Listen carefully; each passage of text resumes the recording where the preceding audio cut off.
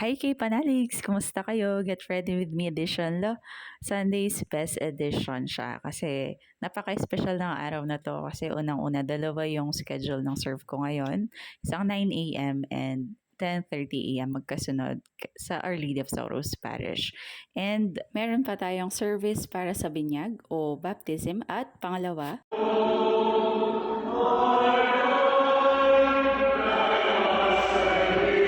feast day ng aking most admired or favorite saint na si Saint John Mary Vianney bukas. Dahil Sunday today, it's the Lord's Day, a day dedicated to the resurrection of Jesus Christ. Next, nagpa-bless si Brother Rix after ng 10:30 a.m. Mass dahil it's his birthday today. Amen. Amen. Happy birthday and God bless you, brother! After ng binyag o Sunday service is another big blessing, which is quality time with my family, especially my niece o pamangkin.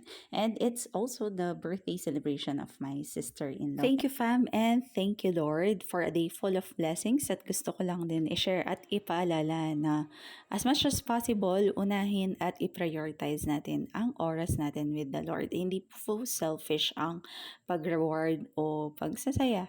At hindi ibig sabihin na nagsiserve tayo, ay wala na tayong oras para sa ating mga sarili, kaibigan at pamilya.